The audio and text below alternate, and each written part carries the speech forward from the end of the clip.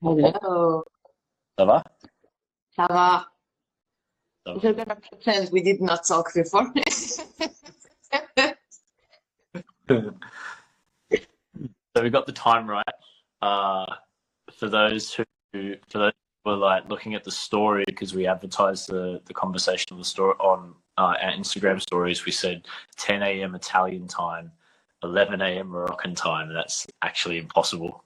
You can't do that because I'm ahead 1 hour and Nissam is behind 1 hour. So we swapped the time around. So we're here now, which is what's important. Um, how are you? You good? I'm good. And you? And you what? And me? And you? Okay. Um, Maybe I'm gonna hear this because actually, you don't hear that much. did you? Okay. Do you hear me now? Yes, I can. I can hear you. You can hear Okay. me. Yeah. Great. Okay. So where are you right now? I'm at home. Yeah. Where's I'm home? at home. Yeah. Woke me up way before I'm used to wake up, but it's okay. It's for a nice thing, actually. Where is home?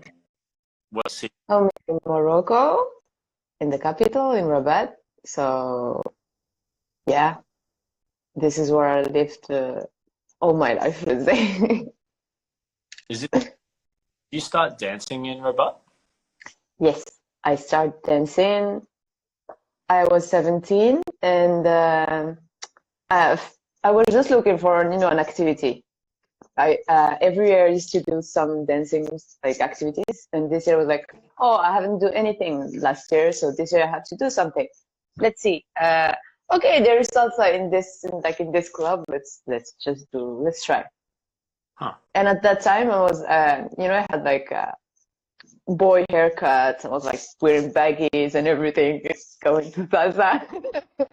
But So it's okay because I started with Cuban, so right. it did not really matter. And yeah, after with time, you discover. That was the first type of dance you ever did was Cuban salsa No, no, no. You mean salsa or dance in general? dance in general. When did you? No, no, no. I started with the ballet because, all the moms once like they register their children in ballet, like little girls. I did this for maybe 7 years or something. I was really bad. I was really bad. I was like a potato, like doing stuff. And I found like an old video. I was like, wow, this is me. And my parents were like, well, at that time, I would not bet that you would be like a good dancer. Okay. So yeah, I started with ballet, but you're like I was a kid, so I was not really conscious of whatever. Right. Like do this, okay, I do this, but like okay, I just do this. Right. So And yeah, and after I did belly dance for like 5 years.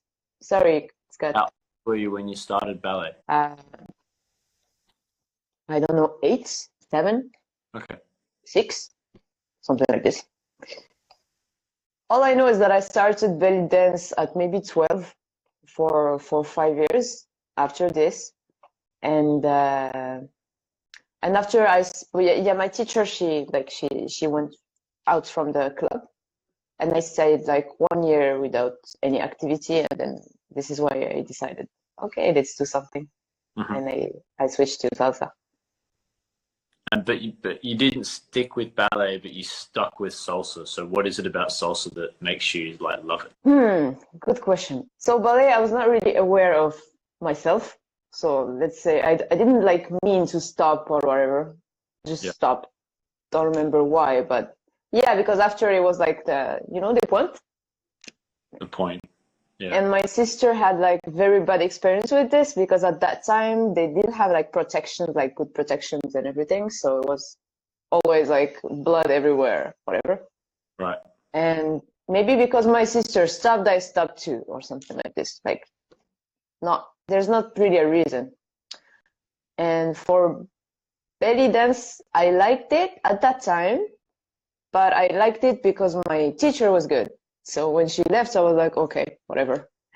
And salsa. So when I started salsa, I took all the classes for 1 year. I didn't know what a social was. I didn't know that it was like there were festivals everywhere. So I just kept going to classes, and then one day, oh, an afternoon party. What is this? Let's try. And then after it's like a drug. I needed to go like to every event. And at that stage, were you still doing Cuban salsa, or had you like into linear? I did 6 months of Cuban, and after we switched to Porto. I think why I switched to salsa, maybe I had for me it was not that difficult like to follow the steps.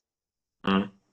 Like for some people it's really difficult like to just to when you say move your right foot, it's really difficult for them. They may move the left one, or it's gonna take like a while. But it was pretty easy for me like to catch the counts and everything.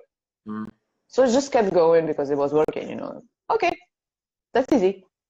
And then when it's easy, you feel like it's cool, so you continue. Yeah.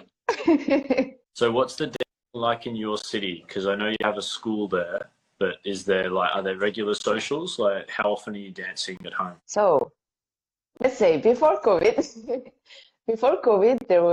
we had like maybe 2 parties a week here in Rabat, and maybe 1 in Casablanca. So everyone was going to every party. Like everyone was meeting everywhere. And after COVID, however, so a lot of people stopped. Most of the like the old people who were dancing from years, they stopped going out a bit, and there was a wave of new people. Mm-hmm.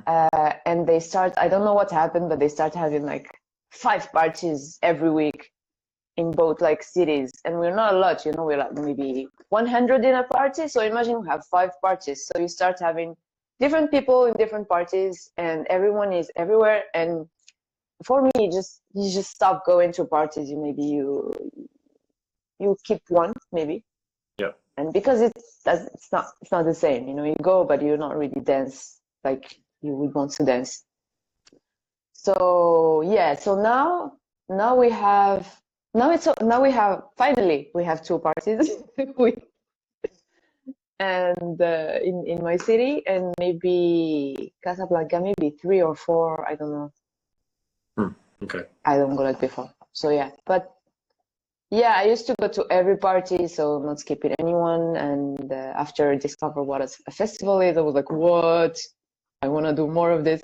And then, you start going a bit everywhere. You start taking other classes. You start looking at what's the trend, etc. What was it like when you went to your first festival, and where was it? I think the first one was Marrakesh here. Yep. 2013 or 12, something like this. How was it? It was impressive. Like the first time I see like a bunch of shows, and it's a big one. It's not like a small one. It's a big one. So you see professional shows. You see professional dancers in social. So it's really different, and it's very inspiring.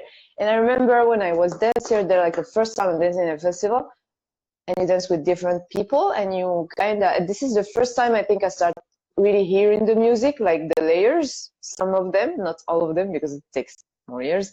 But yeah, and then this is when I realized like you need festivals like if you want to improve more, because this is where you learn to hear other things, and you like connect with other people, other leadings. So yeah, this is where you improve if you want, for me. So me, you're like an incredibly musical dancer, and I was so impressed with your musicality when I started with you.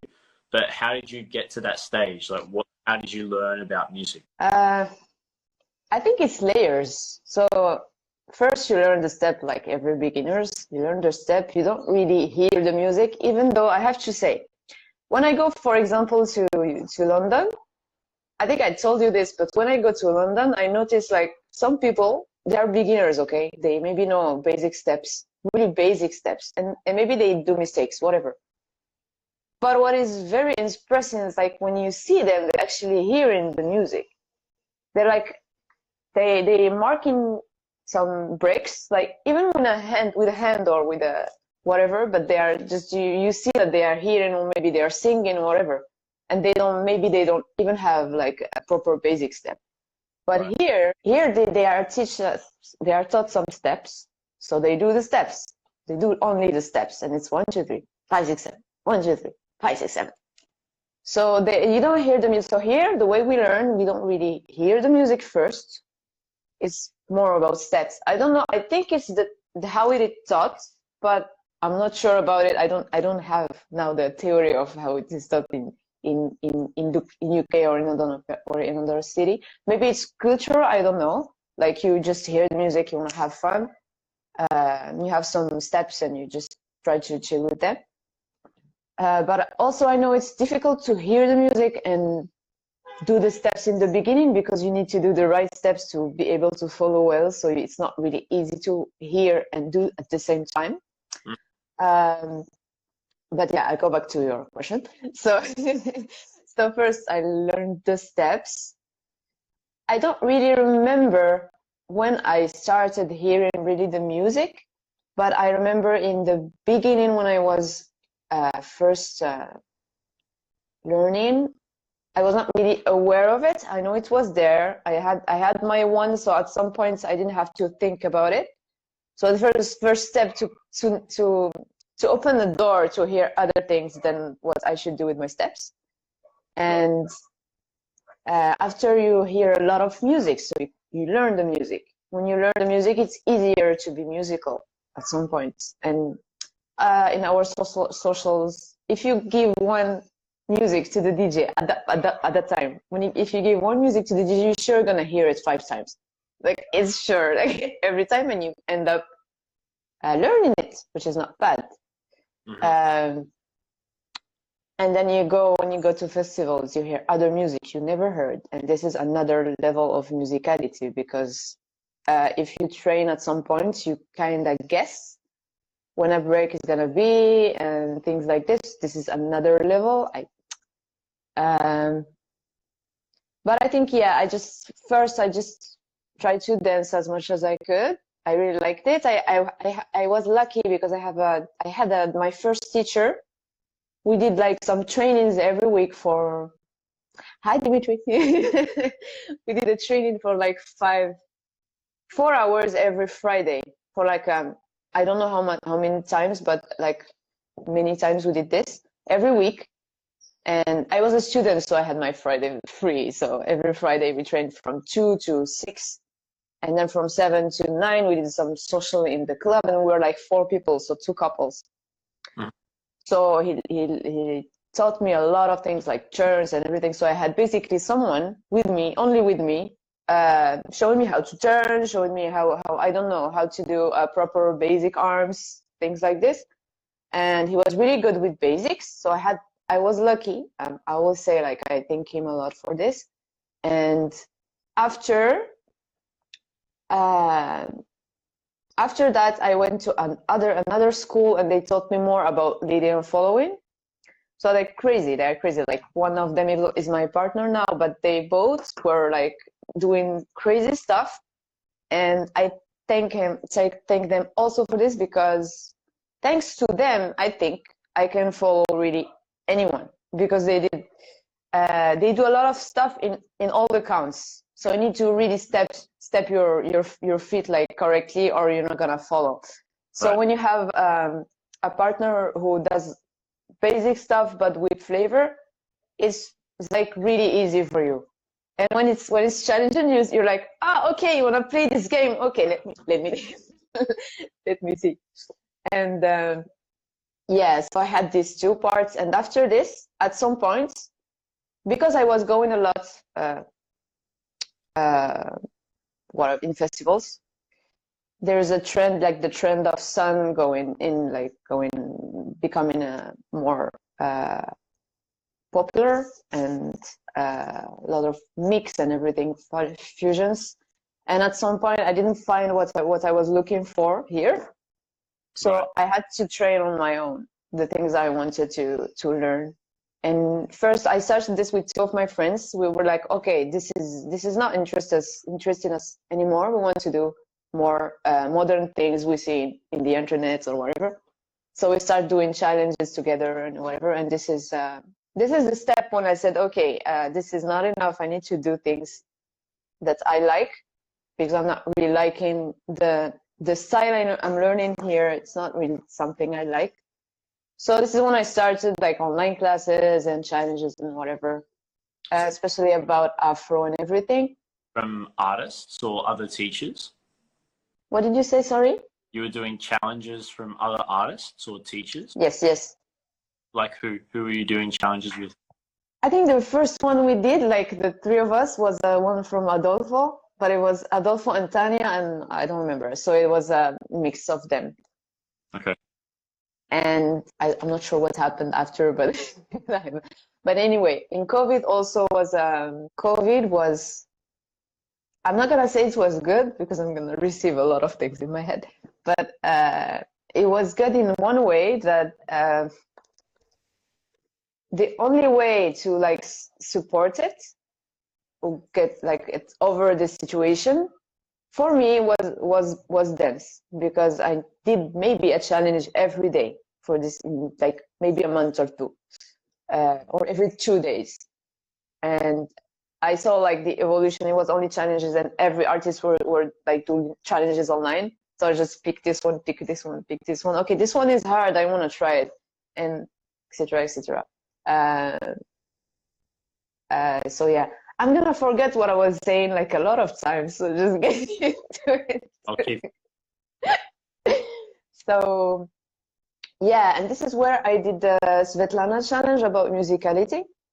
This is the last one I did. I'd like maybe like I wouldn't. It's maybe informal, but it's also like a specific type of training for musicality. Yes, but I did it because I knew a lot of people were like, "Oh, this marathon is amazing. Everyone should do it." And I was looking at the comments. I was like, "Okay, I want to try this." And but this one was very like deep in layers. Like you basically learn all about all the instruments, and you have to clap them and to do them with your feet. And after, when you hear music, you really hear it another way. If an instrument is gone, you hear the other one and the other one and the other one. Like you may not be able to step it at that time, but at least you hear it. Right.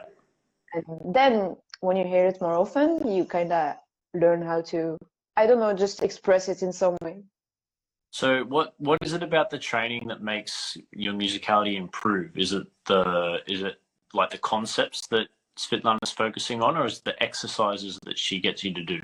No, it's all the concept, because you have instruments and then you have song structure, and she's like very going deeply in it, like the types and whatever, and she makes you hear like examples, and she does live so you can ask questions. Right. It's not something I was aware of the moment, but when you do the exercises, marathon is over, and you start hearing musics, and you're like, oh wow, no, I see things that I was not seeing before. Okay. Yeah, that was. But before this, I was hearing the music, but let's just say I was from level 7 to 9, like which is with this challenge, Right. For musicality in general, I think festivals and dancing with a lot of different people, especially when you dance with people who hear the music. Like you say, sometimes you hear something, or you're not really in the moment at that point, but you're not aware of it. And then you dance with someone who is listening to something, and he expresses it somewhere, or like, you're hearing this. Okay, let me connect. And you try, like you're back in the music. Okay. So if people wanted to improve their musicality, but they don't have access to higher level dancers, or they can't go to a festival every weekend, like, which to me sounds crazy in Europe because there's a festival every, sometimes two. Like how do you help your students improve their musicality? How do I help my students? So I'm not gonna say I spend a lot of time in Instagram, but for example, if I wanna just, I like them to be aware of what they're doing. For example, if we're learning a footwork or whatever, so I spend a lot of time watching them, and I'm like, okay, you're doing the shine, but you're like just doing the shine, okay? And like there's a music behind, and you're try to. I know you know the steps now, but just try to hear the music, just to make them aware that the goal is not to do the footwork actually, because at the end they're not gonna do the footwork in somewhere. They maybe just gonna take like one step or two, this. So I'm like, okay, I want you to do this, but I want you to feel it, like to express it. I'm gonna put maybe two musics. One is like a low tempo, like a really elegant, whatever, and one is like a really explosive. And you can dance the same way in both of them. And I just want them to be aware of it, because as a teacher, you can't do like all the work for people. Right.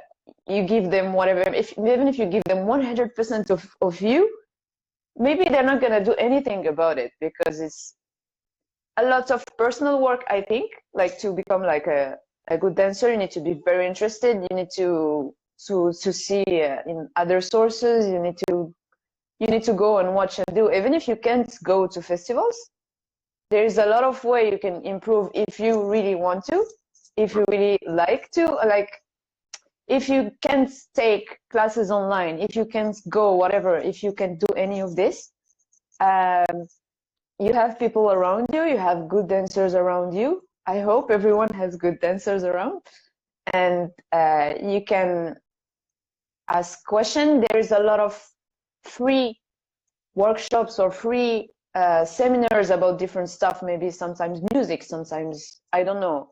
There's a lot of things if you keep like watching and looking for things. And I think there's at that time, like some points I didn't have online classes for years. I had classes in my city, and at some point I was seeing things on the internet, and what I was doing was like, I was like, okay, this is a trend, and what I'm doing is really not a trend, it's just footworks. I want to do this, and maybe my teacher cannot give me this because it's not his style, or he didn't learn this, or he's not interested in this, or whatever. So I need to find how to do it. Ah oui, I did a lot of private classes. Ah oui, sorry, monsieur. I did a lot of private classes, especially when I wanted to learn Afro or the basics of Afro. So there was like a really small event here, and they brought Bercy's style, Bercy and two of her, and a team of Bercy style. Yep. And I did a private with one of them, and like she only gives me the basics, how to move your body. What do I do when I do this step, or just some, or it's just some of them, but really only the basics. And I was like, oh my God, this stuff is so hard. And I had to train for it, like only for like doing this. I had to train for 1 week, like on my mirror, like every day, just to catch it with my feet.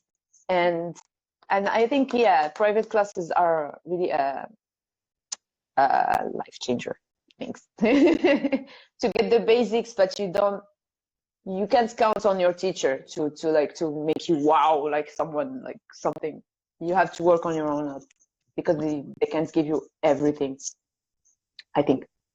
Yeah, I'm definitely agreeing with. I agree with you that students have to put in their own time to be able to improve in dancing, and it might not have to be like their own private training, but they have to dance. They have to go out social dancing. They have to hear new music, because every teacher has, I don't want to say like a bias, but every teacher has their own preferences. So some teachers prefer to do combinations that are like this. Some teachers prefer to listen to music that's like this. Like I'm sure that the music that I play in classes is 50-50 my favorite music and 50-50 appropriate for classes, but I'm sure they miss out on a lot of different music because I'm not listening to everything in salsa. So yeah, students have to go and experience different socials, different dances, like the students of other schools, because that's how you improve and how you grow. That's how you meet new people. So like I never would have met you if you didn't come to London and do a social like in London. I wanted to ask you in relation to social dancing, if you've never danced with someone before and they ask you to dance, what's your intention going into the dance? Oh, I like this question. Let's take your example, okay? So Okay. I was standing in a corner, and you're like, okay, let's go dance. I'm like, okay, at that point, I have no, like, I have nothing in mind. I'm like, okay, I don't know this guy. Let's discover. So first, I'm waiting for the basic step. Like, is he gonna dance on one or two? Obviously, we're gonna dance on two because it's London. But yeah, I think it's a matter of like in 1 second you can know, because it's like an energy you give me Right. and how you started the dance. Like, were you only doing a basic, or were you already listening to the music? You know how comfortable you can be at that point, or you know how crazy you can be with someone, just depending on his attitude. Right. Is he chill? Is he like poker face? It's a lot of things. But yeah, I think it's more like the energy. And for example, I'm not gonna try something. I'm not gonna be that musical in the beginning until I see where is your points, like what type of dancing you want to do. For example, some people do a lot of patterns. So you wait and see what type of dancing he has. Yeah. Maybe you can start by being musical before, especially when you know the song.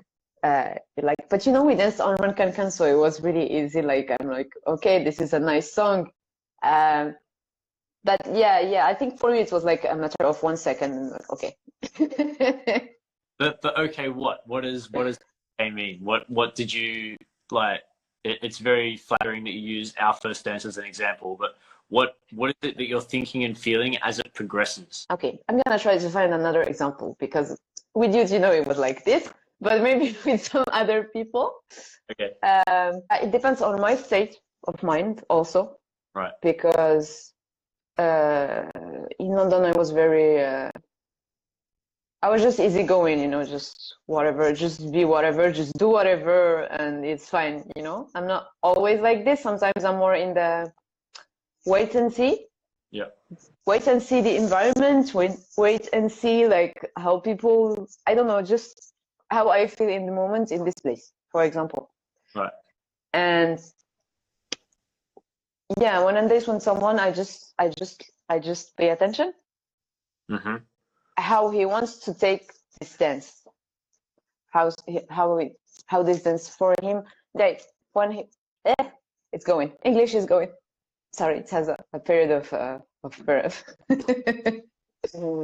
Not really, just yeah, I went and see, when some teachers, they say for beginners, not for intermediate, they say when you dance first with someone you don't know, like for leaders, you do a crossbody or something to see the level, whatever, and then you can know what you can do, what you can't, whatever.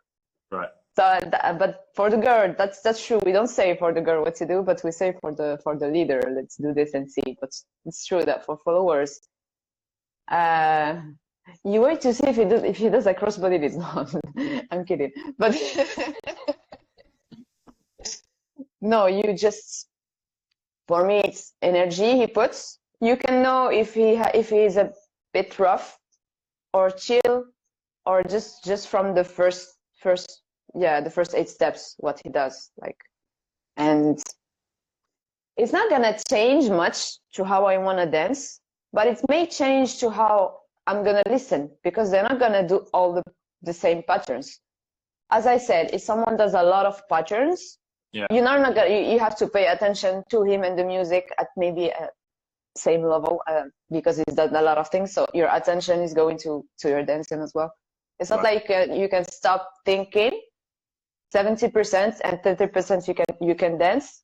And with some, you have to think maybe 50% and 50% you have to give to the dance. Mm-hmm. So for me, yes, the first step, you can know. And you can know if he, but maybe for some, you need more of that time, more time to figure out if he, you know, if he can hurt you. Maybe he does some things and he's not aware of them. So it's not really precise. But for some, it's only when they want to try some things, not all the dance. Right. So this you can know it's only maybe later if he wants to try something.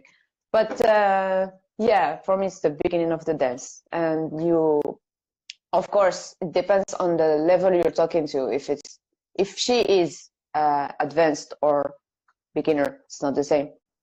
Yeah. But this the beginner, like the leader has to do the job. She's, you know. Yeah. I don't know if I answered your question.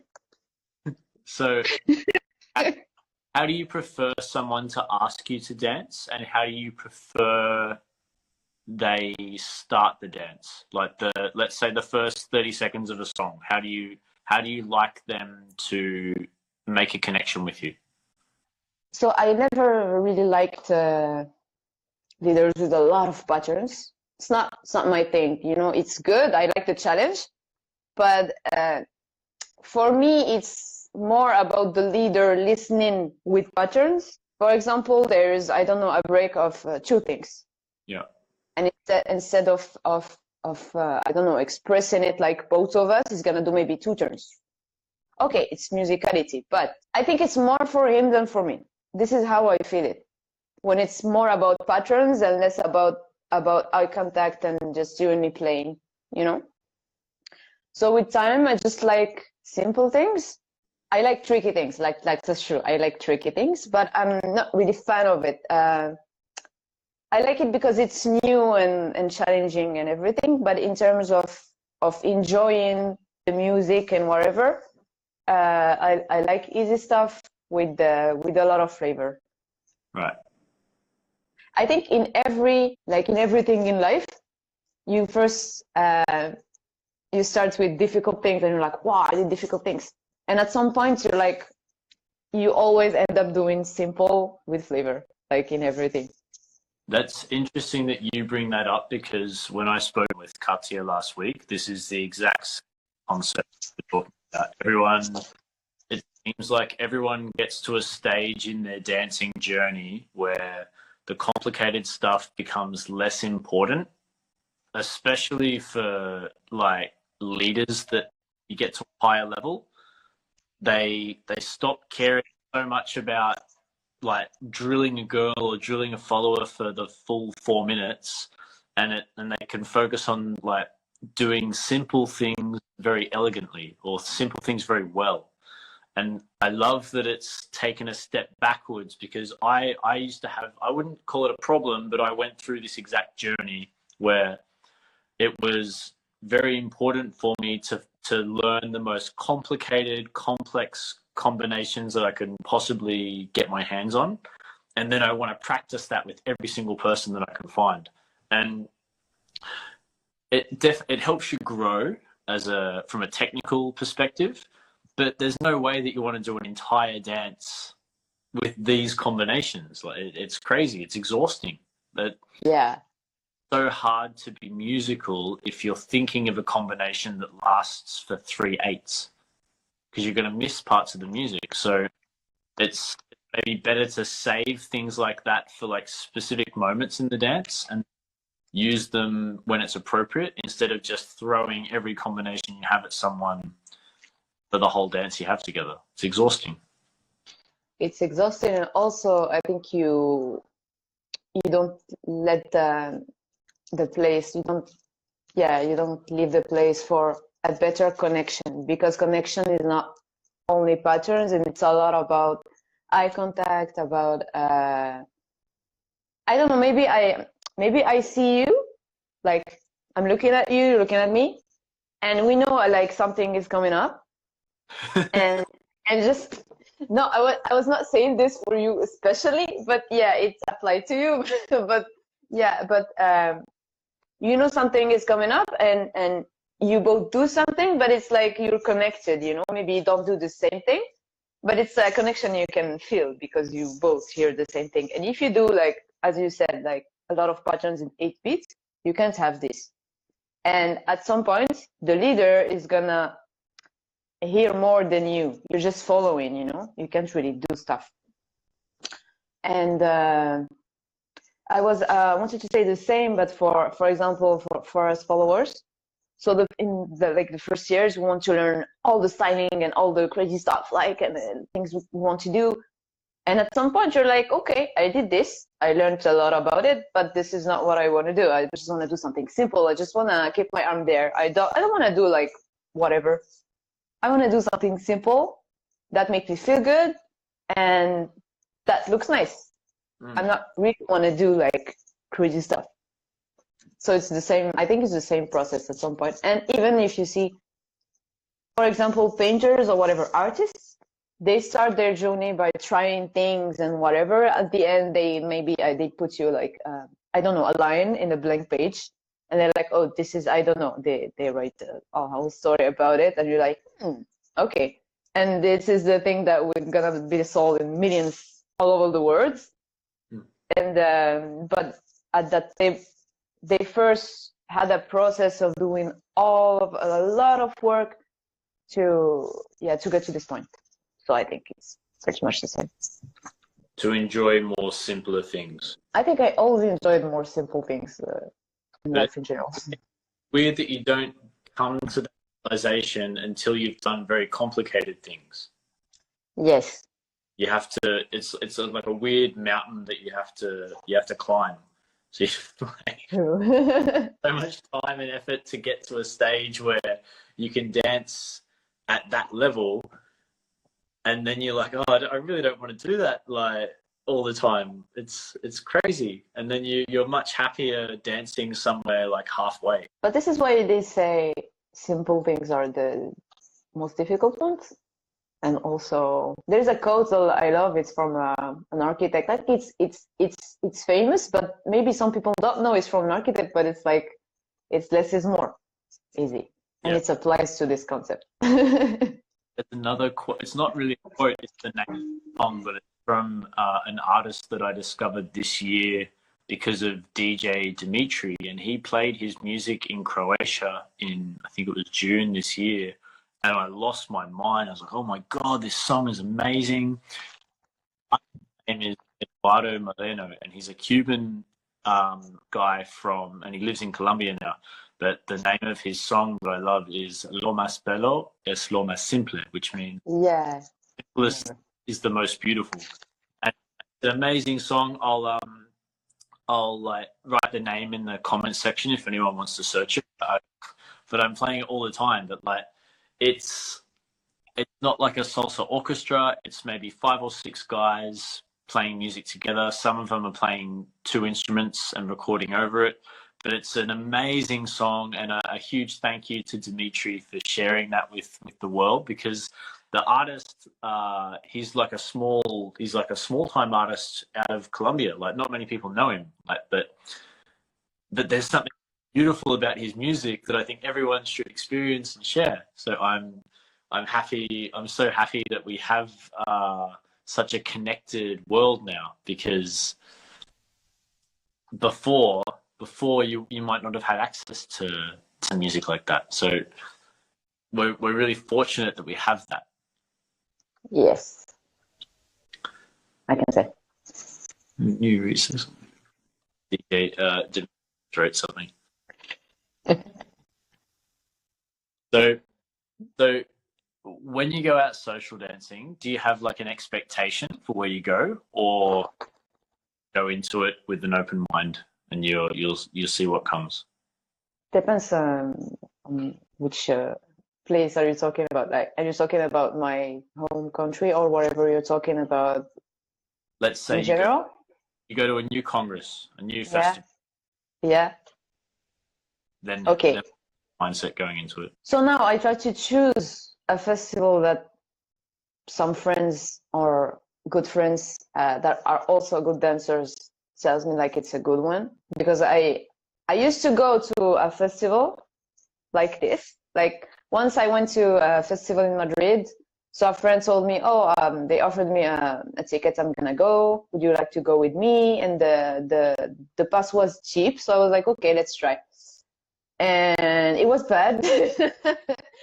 It was bad because like even the workshops was not like some were good, but I was a bit disappointed. And the party was so bad because I had like I like to dance on two. I really don't like dancing on one. I don't like the feeling it gives me. I don't like what steps it like it I think it breaks the dance. I just don't like dancing on one. Right. So for me, I like to dance on two, and yeah, this is like the first thing. I just want people. Looking for people who dances on two. So at that festival, there were not a lot of people dancing on two, and yeah, the level was very low. Right. I'm not sure what I was expecting, but it was not for me. It was not a good festival, like to social dance or whatever. I think I spent the nights over in bachata or something. Also, if I go to bachata or kizomba, it's really that salsa is bad, or that I'm tired. But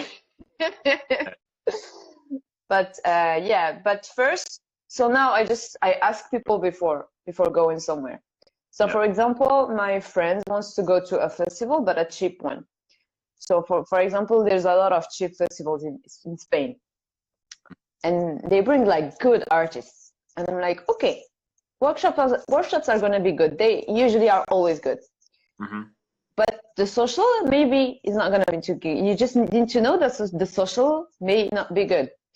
And they're like, they don't care because they just want to go to a festival, and it's okay. I'm like, oh, go, but I'm just telling you. So yeah, so now I ask, because eventually when there are good artists, doesn't mean like the social is gonna be good. It does mean the workshops are gonna be good, most probably. And yeah, so now I ask before, so I'm sure to have a good time, because it's a travel, it's a lot of money spent, so I don't want to be disappointed by something I pay for, you know. Totally. So like a weekend, if I was working and I'm taking this weekend to go there, if it's bad, I'm gonna be like, you know, I just lost my time. I'm super disappointed. I was super excited, so now I'm asking. And also, it's interesting because now you have social dancers, and you have like if you want to go to a good event, you have to ask some specific social dancers, you know, not all like the ones who go to the festival. Well, there's not other social dancer that dances the same, let's say the same unusual dancing. But you can, even if you go to an event that you don't know anyone, you can still discover new people. Of course.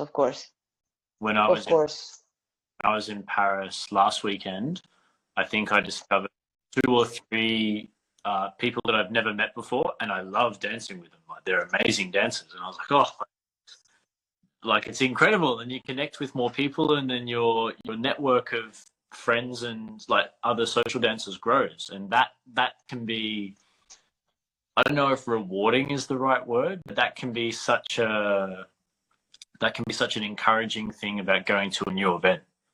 And I think that's what's beautiful about social dancing, is you don't need to speak the same language. Like my French is pretty terrible. So you don't need to speak a common language to be able to communicate with people. You've got dance as your form of communication, and then like you can take it from there. But that for me is, I don't disagree with you about like making sure that your friends are going to an event that you go to. No, I'm not making sure they're going. I'm making sure that the event is good. So I'm asking them, how is this event? Have you ever been there? Right. If they say it's good, I may go, even if they don't. Like in some festivals, like I have a roommate I didn't know, like random girl or whatever. And we end up being friends because those were the best trips of my life, with the people I didn't know. So I like that too. If you do you lead as well as follow? So I did at some point I pay the school to do the leader. I just taking classes, but I want to do the leader. Don't ever tell me I'm gonna show something in a girl or something. I'm gonna be a leader. They were like, okay. It was my teachers at that time. They were my teacher. Okay. And I said, I'm gonna sign up for the beginners class, but I'm gonna be the leader. Yep. Don't use me to be the follower at some point if there are more whatever. I want you to and I had a name and whatever. They just gave me so I was a leader for 6 months, and then when I partnered with my current partner now, I did the leader for some months because we didn't have that much leaders. Yeah. So I lead a bit, but only basics, and now I can lead, but it's not my thing. But why I enjoy it. Lead? What was it that made you do it? The challenge one, and you want to know I went with the perspective of I'm gonna lead so I can be a better follower. Okay. So yeah, that was my thing at that moment. Yeah, for me it was a tool to be a better follower, so you can understand things and understand more what the leader feels, or if he does this and I do this, oh, this is what he feels, so maybe he's not gonna like it, right. And things like this. And you learn a lot about when you want to correct a follower. I mean, a teacher. For example, from the basic step, I can tell you if your extension is good or not, if you're too heavy or not. And for a leader, it's not always easy to say, why is she heavy or why whatever. And we had some exercise when I was back a student, still a student, but whatever.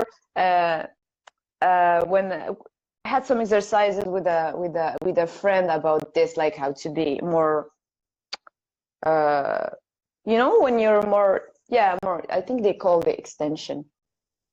Right. And you learn a lot, even when you're in a state when you want to teach things, you kind of see things differently. When you're a student, you just want to learn as much as you can. When you're a teacher and you take a class, you pay more attention to what the teacher says or whatever, and things you can use, or how he explains something you did explain in another way, and you can learn from it as well. So you learn the step, and you learn also from his pedagogy. So now I pay more attention to. Now I can go to a class even if I'm not interested, because I just want to see how he's gonna explain something, for example. Yeah, I like that. Do you feel like learning to lead helped you become a better follower? It helped me. Just maybe more feel what the leader is feeling when he's leading. But did it help me as a follower? Just to be aware of things, but not in my dancing. So, for example, if you dance with someone and you find them to be too rough, or their frame is too weak, or you can pinpoint what those things are and adjust that in your own following to make you a better follower, because you know what you like to dance with when you're a leader. So I didn't get to this point because I'm still a beginner in leading, but classes is pretty long though. That's a long time. But that's pretty dedicated, I would say. What? If you attended classes for 6 months as a leader. Yeah, for example, I follow okay. We can maybe ask me. I think I follow okay. But I attend classes for 6 months to work on my following. That's for me. That's really dedicated. If you follow classes for 6 months as a follower, it'd be a really good follower, because it's not that it's not that difficult to follow, because you're already a leader, Yeah. But for leader, it definitely, learning to follow definitely helped me become a better leader. Because I definitely know what I like in a follower. I like, I know how I like a frame to be. I know how I like tension and weight transfer to be. So all those things that I know that I like, I try and be a reflection of that when I follow. Yeah, okay. I see your point. Unfortunately or fortunately, you can't dance with you yourself. So you can't really know how you feel. But I can say I can know when I am heavy or when I'm not.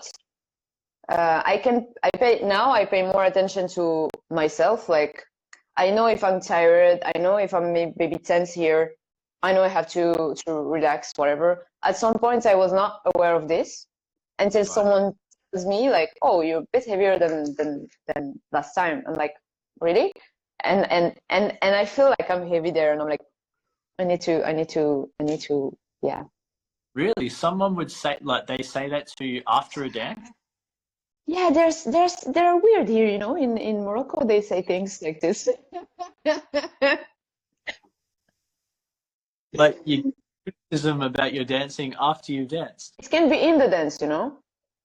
But I don't take it personally because most of them are my friends, Okay. and we kind of learned together at some point, or they were here before me, like they were advanced before me. Yep. So I'm taking, as for me, it's like, okay, thank you for making me taking, like, being aware of this. I'm not taking it like it's bad. Of course, if it's a stranger, I'm like, okay, what the, but so they were my friends or my teachers, so it's fine. But would you, okay, it's fine if they're friends, but would you prefer if they feel like you're heavier than you normally are, would you prefer them to say it to you, like, with, like, verbally, or would you prefer them to calm their dancing down because you're a very receptive dancer? So would you prefer? Yes, but if they calm down, I may not know why. If you calm down the dance, but if you can do things like, for example, when I do, for example, the leader in classes for beginners, and, like, Yeah. the beginner sometimes she starts to do this, and you as a leader, you hate this. It's like, it's horrible, the feeling, and you're like, you just make her feel that, like, she's doing something. Of course, you tell her before, okay, you need to stop moving because it's really disturbing the leader. Yeah. And she, you tell her once, and she may forget before because it's the first time she's doing this, and she starts doing this again, and you, like, a reminder of, okay, stop doing this because you're disturbing me, and so she can get it. So you're not always obliged to say it. So I think it's pretty much the same. You can just do this, and it means, okay, relax. It's fine for me. But So I'm not. Yeah, tell me. What about if it's the other way? What if you're dancing with someone and he's too strong or he's too rough? Can you communicate with him during the I middle of the dance? usually don't say this to someone I don't know. Yeah. Unless it's like, it's really like, I'm afraid, like, I'm gonna be hurt or something. I may say, please, can you be, like, a bit more softer, But if it's not like, if I'm not, if I'm disturbed but I'm not that much, I'm just gonna pay attention, because sometimes you don't know. Yeah. You just pay attention. But you don't give 100% because Well, you can't. you want to keep your arm, I'm ripped off. Sorry? I said you can't give 100% because you're worried about your arm being ripped off. Or Yeah. do you feel like dancers need to be more receptive to feedback from people they dance with? Yes, but some people, and I see a lot of this here, some people, like, they hate advices. Like, they hate people telling them, you should do this, or you have this, or whatever. Some people, they just want to dance, They don't want any comments. But But I can understand this during the dance because there's a lot of people, they start giving you, like, telling you things in the dance, and you're like, you're just ruining my time, you know? I was having like a good time, and you just they give me a lot of comments, and now, but I'm not talking about being rough or whatever. I'm talking more about, for example, I know some followers, I can't remember the comments, but some comments are like useless, you know? If you're a beginner, you're a beginner, you're learning, you know? I don't need like 10 comments from you, or I'm just gonna sit and I'm just gonna dance, you know? And also it depends on how you tell the comments, and it depends on who tells you the comments, because sometimes it's just random people, like they're not teachers or whatever, and they start giving you advices, and you go to your friend and you say, hey, this guy told me this, and you're like, but this guy don't even know how to dance, you know? Okay. So I think advices are always good to take. Depends on how you say things. And it should not sound like a criticism. Yeah, just sound like an advice or something that you feel is gonna help you. Yeah. And you should not have this intention of saying things to say, I told her to do this, so I'm the winner, you know, I'm the good guy. Right. I told her she's good thanks to me, you know. This is like, I hate this. Okay. Like, you give a random advice to people so they can dance better, but that's it. Okay, so questions for you. Yeah. We'll start with the negative one and finish with the positive. Okay. What's the most hated thing that leaders do when they're dancing with you, social dancing? What's something that they do that you can't stand it? Okay, there's one thing when they, as I said, leader, you hate this. I hate this too. You know, when someone is like moving all around and doing random, like, it just, you know, when someone does this to you, like repeatedly, and you like this, and you become like crazy. No, I'm talking in general, not in dancing. Right. So when they're annoying you. Yeah, this is so annoying. So when I have a leader who does not know when to pull or when to do, and I just feel like I'm just being pushed around. Right. This makes me crazy. Like, just want to stop the dance. I don't stop the dance, but I'm like, okay, this is horrible. So this is one thing. And I hate. I was like, okay, this is pretty like a violence word, but it's okay. I'm not gonna say I hate. I don't like, especially with time. But this is another level. But I don't like when the leader is paying more attention to him. Right. Or he does some things to show off. Right. And some things when he does things, you're like, okay, should I just watch you, or, you know? And I'm like, okay, you should have danced this one alone and leave me alone, you know? I can watch you too. You mean with shines? So if they break for shines? Really, sometimes they do. Also in partner work, like, they know the song, they wanna hit every beat the song, but they start doing weird stuff while they have your hand. Right. And since they put all the energy, like, they take the energy and they start doing things, and maybe sometimes they're not aware, but they push you a little bit, so you can't really do things also, you know, because it's one-sided. So there is this. The other things is not something I can like put a blame on someone or what. I only wanted one. Okay, the first one. Okay, so then on the other side of that, what's something that leaders do that you absolutely love? One thing that they do and you go, oh, yes, this. When they're looking for a feeling more than, I enjoy when I watch someone, I think, like, everyone just, like, for example, he likes the song and you kind of see it in his face. Right. And he expresses it and he tries to do things with you. And I don't know, this is an abstract question for me, because it's more about a feeling than something he does.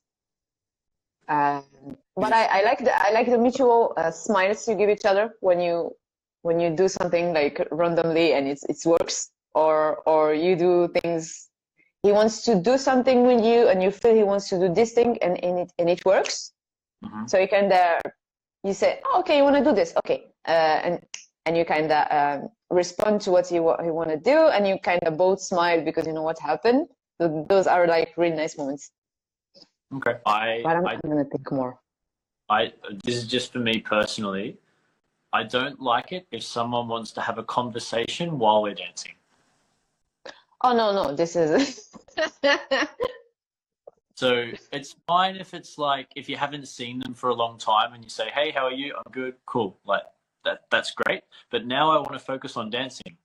Yeah. Like, and then if they're giving you like a running commentary of the dance while you're dancing, so like you, I don't know if this happens to you, but it happens sometimes with me when you're leading combinations and they go, "Oh, that was a new one," and then, "Oh, I missed that one. Can you do that again?" But it's okay if either of you make a mistake. It's okay if there's something new and you like it, but I like to focus 100% on the social dance, and I don't want to be listening to questions or being asked questions or receiving like feedback for how while I'm dancing. So that bothers me. I like if people want to have a conversation, ask me to get a breath of fresh air. We'll have a conversation. Like I'd much prefer to do that. It's like going and having a conversation with someone and then just spinning them randomly while they like you wouldn't mix the two. So I want people to talk to me when I dance, and I don't want to dance with people while I'm talking to them. That's one thing that I did not experience this, but I thought you were talking about something else, because once I was dancing with someone and there's this girl, she comes and she says hi, like with the like this, we stopped the dance and she said hi, and she said like they kiss in the cheeks, whatever, and then she continued talking, like she's standing like next to us, and we were dancing and they were having a conversation, and we were like dancing, like we talking about like whatever. That was I was like, but she's from salsa, like she should know, like when there are people like they're not from the salsa world, they don't understand, so they go to the party, oh, this is my friend, and they stop the dance so they can say hi because they don't know, like. But if it's someone from the community, I'm like, what? Stop! What do we do now? So to clarify, he's dancing with you. She comes up and says, they're talking. Yeah, and after like she got to the corner, we continue dancing, and she continues like speaking to him about whatever random stuff. That was weird, but yeah, I thought you were talking about those things because that's never happened to me. But yeah, about like, oh, this is new, whatever. Yeah, I can get it, especially if you're in the dance. If you're in the dance. Yeah. Trying to be in it, and then when someone talks to you, it's like pulling you out of it. That's how I feel. But usually, if you do something I don't know how to do it, for example, I'm gonna wait at the end of the dance and tell you, what is this thing I didn't know how to do? Can you show it to me? Yeah. But that. I feel like start dancing with someone, there's an element of discovery and curiosity, and it's like you're agreeing to go somewhere or do something together. And I feel like you have to go, you have to commit to that if you want to get the most out of it. But if you stop somewhere through the dance and then say, oh, you followed that really well, great job, like it totally distracts from, in my opinion, and that, like, it doesn't happen very often. Like you said, it hasn't really happened to you. I don't know if some guys or some leaders talk too much when they're dancing. I'm sure there are dancers that do that, but for me, like, yeah, I'm not really interested in dancing that way. Okay, I think I probably did this sometimes, but with like close friends, because so we dance a lot together. And when they do something new, I'm like, oh, like you changed something you did like before. but I'm not doing it with people I don't know. No, I wouldn't. I wouldn't do it with people that I wouldn't do it at all. Probably. Like, I don't. It's different if it's with a friend that you know, and you're like it's the start of a dance, and you're confirming something. Like you've had a conversation, you're having a conversation with someone, and then a song you like comes on, and you're finishing the conversation while you start dancing. That's maybe different, but when I start dancing, like I switch the other stuff off and I try and focus 100% on the dance. But you're in another level, you know. Like when you can't have like a great dance every time, No. special dance every time. So, and when you're in the festival, you're focused on want to dance as much as I can. Like I'm here to dance. But when you're in a regular socials, it's more chill, let's say. You can have maybe 3 or 4 good dances, and the others are more chill, maybe. Because you dance other styles, do you think salsa's changing in the way that we social dance? So, for example, in kizomba or zouk, you dance 4 or 5 in a row. Like that's the standard. Minimum 2. And if it's 2 and you're saying thank you, it's like, oh, what's wrong? Like, why didn't you like it? Something like that. And salsa's typically a one-song dance with someone else. But since I've been going to marathons and dancing with like hardcore social dancers, people that love social dancing, it's not uncommon for me now to dance 3 or 4, sometimes 5 in a row. But do you feel like it's changing now, or is it only at marathons that happens? I think no, not only in marathons. I mean, I can dance with someone 3 dances in a normal festival or even in a party, but it depends on. I don't think like it's related to kizomba or whatever, or bachata. No bachata, but kizomba or zouk. But I think it depends on how the leader is leading. For example, if you both are tired after every dance, because if he does a lot of stuff, you're gonna be tired. You're not gonna be dancing again the other song maybe. Yeah. If he's more chill, you can dance. You feel like you can dance with him 1 hour, and you're not gonna be like tired, you know. Okay. So I think more about, because salsa is maybe more cardio stuff than kizomba or zouk, so it's more exhausting. True. But I don't relate it to this to kizomba or zouk. Like I don't relate this thing to, because kizomba they dance maybe 1 hour together. That salsa is taking something from this, and we start dancing 5 years. I just think you're just happy to find like good dancers. Right. Like, oh, I want to dance with him. Imagine he's not gonna be there later. Let's just dance with him as much as I can, and maybe and I would have danced with this guy like as much as I want. Or maybe you're afraid you're not gonna see someone like the rest of the night. An interesting thing, and I probably need to ask a kizomba or a zouk dancer, in salsa, you're asking someone for a second or a third dance because you love dancing with them, like, and Yeah. no question. So when it's kizomba or zouk, is it expected that you do 3 or 4 dances with that person, or are you doing it because you enjoy dancing with them? So there's etiquette, but there's also like, what if you don't enjoy the first dance with them? You probably don't want to dance 3 or 4 with them after that. So I asked, because once I was like, so I'm dancing with people and I really don't like it. Should I just keep going even though if I don't like it? Because doesn't sound logic to me, you know? It feels like they may be enjoying, I'm not. It should be like mutual. What should I do? And they told me, because of friends who dances kizomba, they told me, no, if you don't like it, you can stop the dance. Okay, you're not obliged to. So so yes, sorry, someone laughed. I was like, yeah, it's funny. But yeah, I stopped the dance maybe twice because I was not enjoying. So maybe we danced 1 or 2, and I was like, okay, thank you very much. And kizomba, and And but because they say, if you don't dance if they don't dance three with you means you're bad or whatever. So once I was in a festival and I danced, like I was waiting for a guy, like a specific guy, like I saw him like when I was there like 2 days ago, and finally, like he's free, and I'm like running like this, like can you dance with me? And we danced one, and he said, okay, thank you, and I was like, what? And I went to my friend, I was like, he danced me only one dance, what does it mean? Whatever. And I was like, okay, he danced with everyone 1 hour, he danced with me one dance.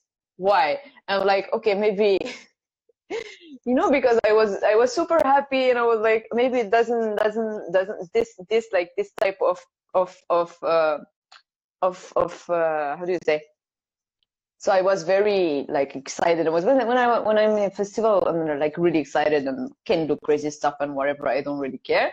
Right. And maybe I don't know what happened, but I took it oh, okay, I took it pretty bad, I was like, and I'm like, take it bad because people say like if you dance only one dance with someone, it means like it was bad. I was like, what? Zomba? Kizomba, yeah. Right. Huh. How did you recover? I'm fine. I don't really care, but yeah, I don't.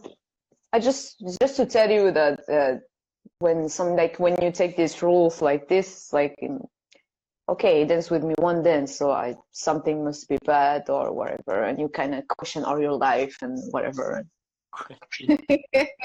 Whatever. If you have a bad dance in salsa, you go the other side and it's like okay, and you just keep dancing. Yeah.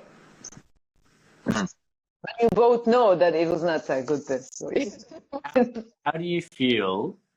Because you're an advanced level dancer. You're an excellent social dancer. How do you feel? Thank you. Because this is a curious thing that happens when you get to a higher level. When you're at a lower level, it's not such a big deal that someone refuses to dance with you.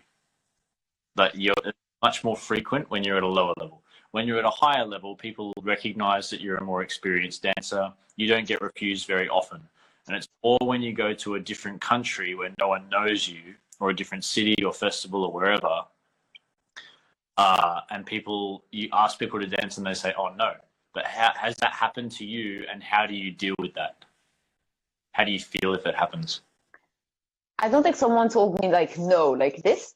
But you get the tired, maybe the next one, maybe whatever. And usually when I say this to someone, I try to come back to them like the next dance, And if for example, someone tells me I'm tired, maybe next one, and they stay in their corner and then dance with other people after, and they don't come back to me, even if I'm close to, I'm like, okay, maybe whatever. I don't really care because you come to as you said, you come to a level that you're good.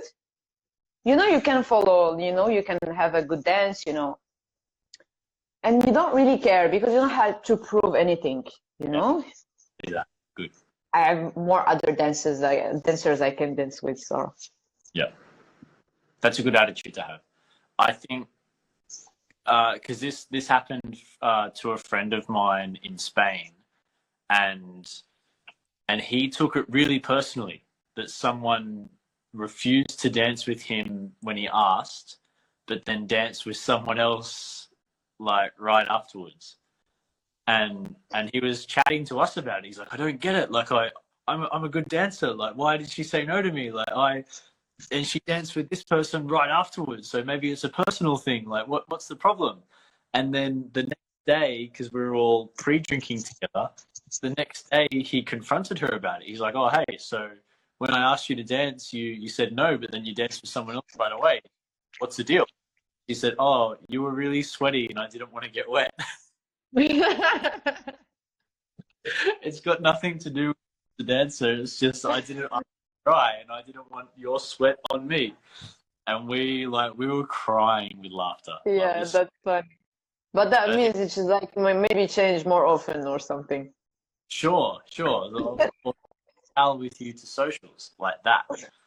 But maybe you can take it. I don't take it personally, but for example, once I danced with an artist, yeah, and the dance was good, and I invited him again maybe 4 hours later or the next day, and he said whatever, go in whatever, and I coming back whatever. I don't remember what he said, and he stayed at the party like a lot of hours, and he didn't came back. Like he was dancing around, but I was like, okay, maybe he didn't like the dance. But I'm okay with it because you don't like to dance with everyone.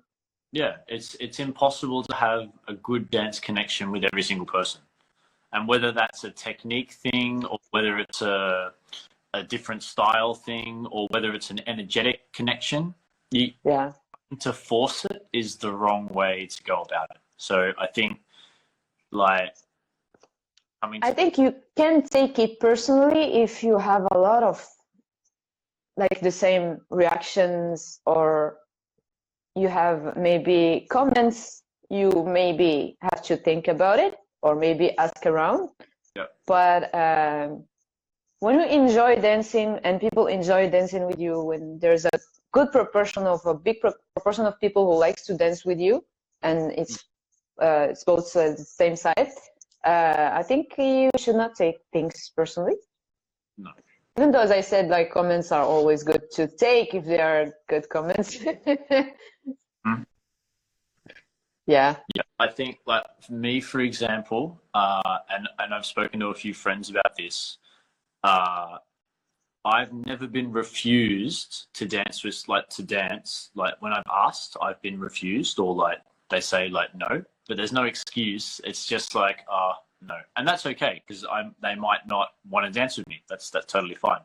But I never encountered it more than anywhere than in Spain. In Spain, like the social dancing was very like, it felt to me like you have to prove yourself before I'll agree to dance with you. And all my friends that were in Spain for this festival, and people that have been to Spain as well separately on their own trips, they felt the same way. So another friend of mine, there were like 5 or 6 girls lined up in a row, and he asked every single one, and they were all like, "Oh no!" Like, and he's a good dancer, like he's a teacher, but because like they might not have liked the way he looked, or they didn't want to waste their time with someone they didn't know, they were like, "Oh no!" Like no excuse, like, "Oh, give me a break, I'm having a rest, or I'm going to grab a drink, or whatever." It was just no. And then that's bad. He went all the way down the line, and he danced with the last dancer of that group, and I'm not sure what she was like. "Oh yeah, okay, whatever, I'll dance with you." And then they danced, and then the other girls could see, "Oh, he's a good dancer," and then they asked him. That's bad. It is. It's not a great mentality. Yeah, it's like I'm judging you. I have to. Yeah. I've never experienced that anywhere apart from in Spain, and a couple of times when I was in Australia, like in my own country, when it was like my second year dancing and I wasn't very good. I went to a festival. I went to a competition that was also a festival, and that's the first time I was refused to be danced with. And I was like, "Oh, like have I done something wrong? Why don't they want to dance with me?" And it was like a teacher or an artist. Like I won't say who it is or who it was, but they were like, "Oh no, because you're a student." Basically. That's bad. Yeah, but it happens. I wanted to bring this up. So there was a movement, of girls, like really good dancers, and they started a movement of they go to festivals and they wear like casual things, like a jean or a t-shirt or whatever, and like sneakers. Because there were a trend, not a trend, but there were a lot of leaders refusing the dance just because of how you look. What? And I know some guys, if you wear flats, they may not ask you to dance. Really? Yes. And yeah, I hear a lot of this, even though in Italy, I know they told me, I don't know, but they told me like, if you are not like wearing well, they may not invite you. Yeah, like, so there was a trend, and I saw this in Warsaw, in Elso, like really good dancers. And you see them in the dance floor, and they are the only one like wearing like like they are just gonna chill somewhere in the streets. They are wearing like the same clothes and they are dancing. It was like a movement like this. Great. Yeah. Was it like, did they get results? Did their message get received in the community, do you think? I don't know. I just heard about it. I was not like close to this subject, but I heard about it. And also, I have to say that when you wear good, especially when you go to somewhere, you kind of wear good because you want to feel good. You don't wear good, so you get invited. Yeah, exactly. You know? So, but this is crazy. It's crazy that people say no because you're not wearing, because they want to see something cute and whatever and sexy and beautiful. And if you don't like, you're not like this, like they're not going to invite you if you feel good. One thing that I'll bring up, and this is like maybe a secret, but definitely true though. For me, when I go to a festival or a marathon, the shoes do matter, and it's the girls that aren't wearing heels that are there for comfort and for the long haul. So if you dance with like yourself, Katya, Sabina, Dazzy, like any of these girls that are like, for me, like some of my absolute most loved followers and social dancers, none of you guys wear heels because it's impossible to wear heels for 8 hours. You guys wear comfortable shoes that are great to dance in, but it's not because like Dazzy wears sneakers, but she moves great in sneakers and she can dance in sneakers all night. She doesn't need to wear heels. Like, so more comfortable your shoes, that should be an indication that that person's there for a long time. They're going to dance like all night. Yeah, but you may wear heels and then you may change. So you don't know. But I have to say, heels are really good for spins. Like I like to dance in heels because I feel better when I spin. Mm-hmm. But in general, it's like my body doesn't like being on heels. Not my body, but yeah, it's difficult for me to be in heels. So even if I wear them, when I ask people, they're like, "Oh, you just have to. It's like a habit. You need to just train yourself on it." I'm like, nah. Yeah, I tried. So I wear heels in classes because you know I'm sure I'm gonna be there, so I'm just gonna train with them.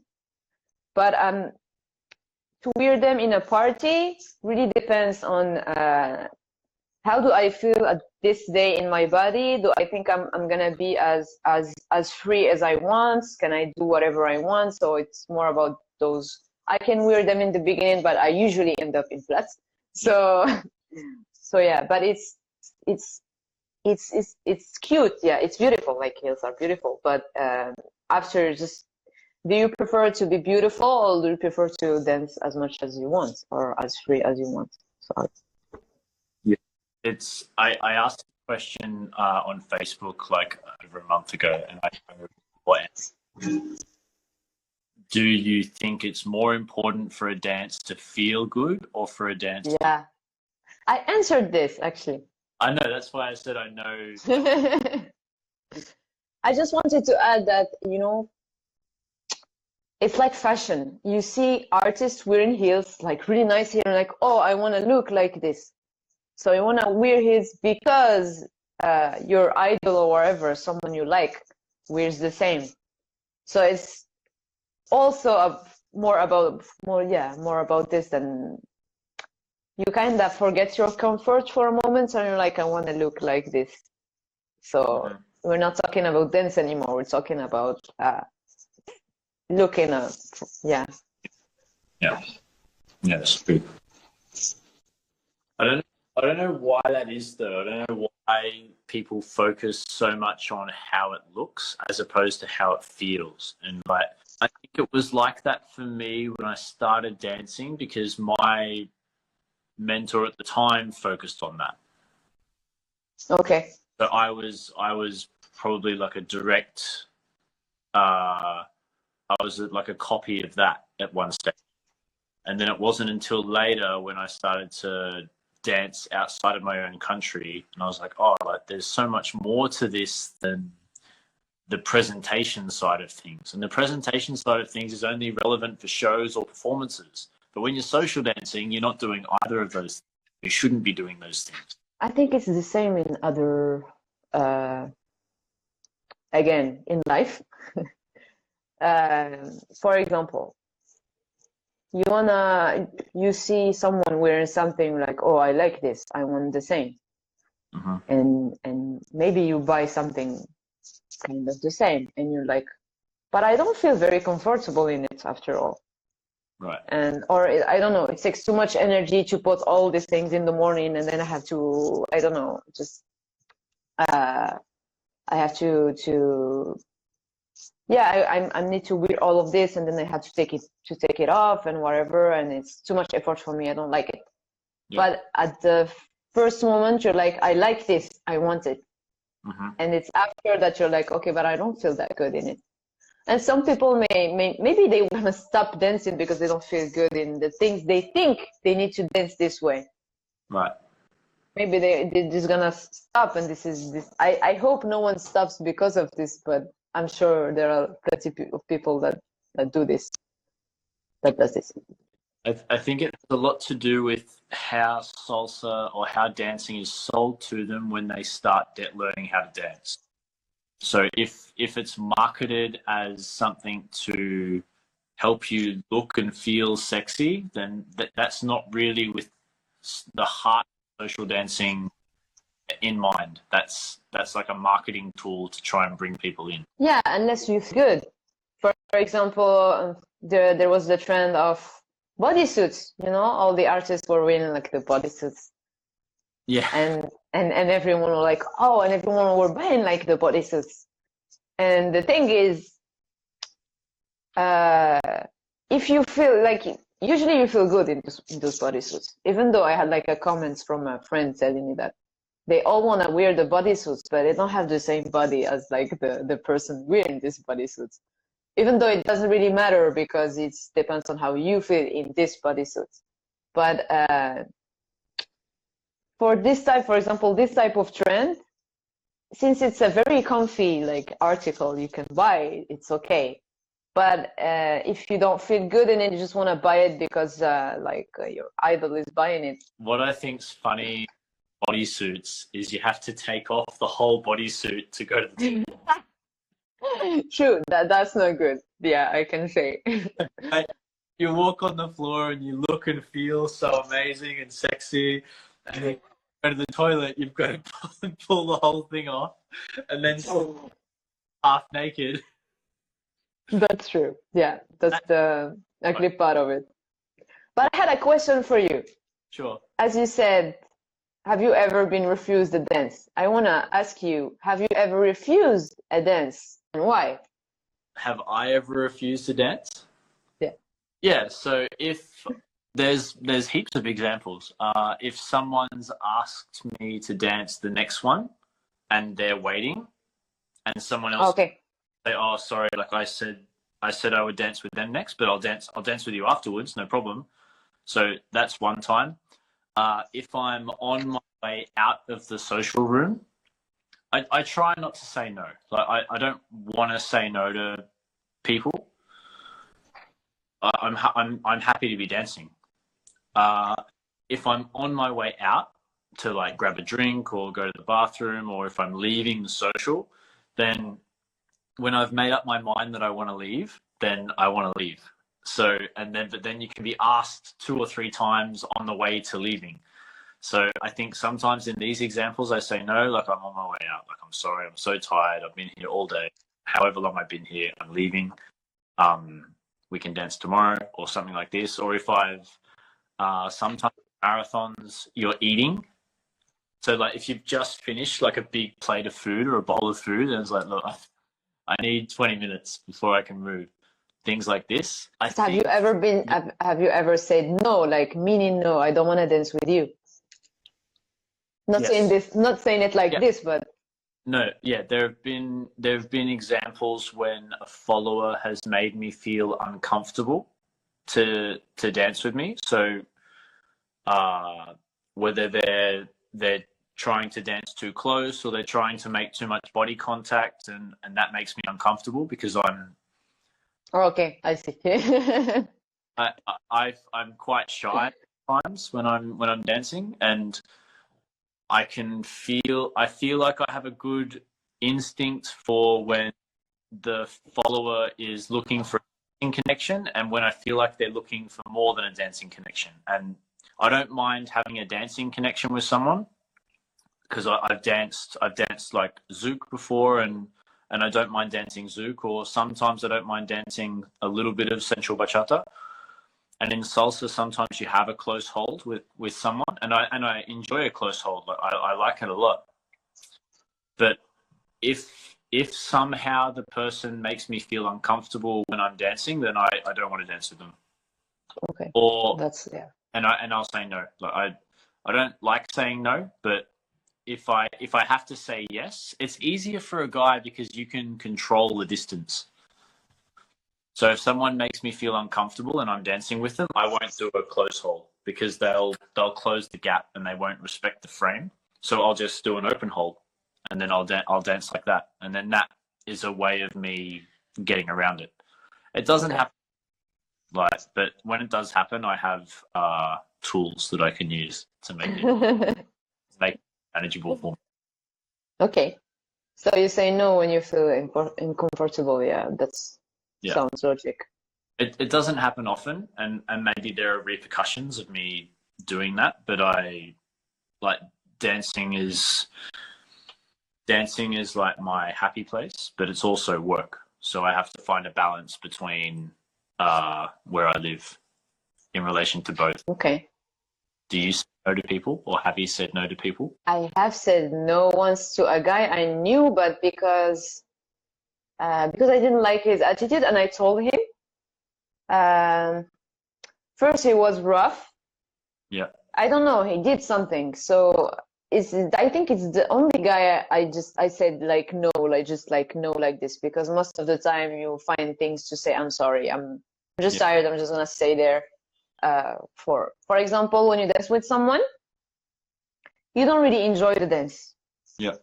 Just doing patterns. You say, okay, thank you. And he comes back like after and after and after. And at some point, you don't want to dance with this person. You want to, like, you didn't enjoy, but you can say it this way, you know? So you have to find a way just just for him to understand that you didn't enjoy the dance that much. Yeah. So as I said, if someone tells me I'm tired, I'll be back, for example, and they don't come back, you understand. Some people don't understand. Even if you say I'm tired and you come back and you don't come back to them, they come back to you. What a great life. And I think once I said no, but because I really didn't want to dance on one. But I said, I'm sorry, I don't dance on one. Like, I don't want, okay, I'm not gonna dance on one. But I think I did this once. But because at that moment, I really didn't want to break my mood or the level of, like when I was the point where I was at that moment. So I said, I'm sorry, I'm not dancing on one. And that's it. But that's it. I don't like saying no to people as well, so. Yeah, I don't mind dancing with beginners because we all begin somewhere, so it's fine. But just I'm not gonna dance with them most of the night, you know, because I want to have fun as well. Yeah, I feel the same way. I think it's definitely, like, it's easier to be a leader in many ways, because if someone they might not necessarily be the highest level, or someone like at my level or higher than me, but I can still enjoy the dance because I can steer the direction that it goes in. So if I know the song, I can be musical and I can hit breaks with the follower. But it's much harder to do that when you're a more advanced follower. Oh, sorry, I said no once because of a guy who has like what do you say? Like when we're uncomfortable. Yeah. Like some guys, for example, they put their hands somewhere they should not put their hands somewhere, or at the limit of somewhere, you know, like, yeah, you're like, okay, was it a mistake? And when it's repeated like 1, 2, 3 times, you're like, okay, this guy, no. So after I was like avoiding this guy, and he came to me, and I was like, and since I heard the same story with a friend of mine, so when I danced with the guy, I didn't know it was that guy. And when I told her like this guy does like weird stuff, she said, oh yeah, it's the guy I told you about like before. So when he came back, I was like, Yeah, fair enough. Nissam, I'm really sorry to cut this short because I'm enjoying having a conversation with you so much. yeah, it was good. Bye. Okay, but it was good. It It's was really, fine. Yeah. so thank you so much for your time. I really appreciate it. And thank you to everyone that joined.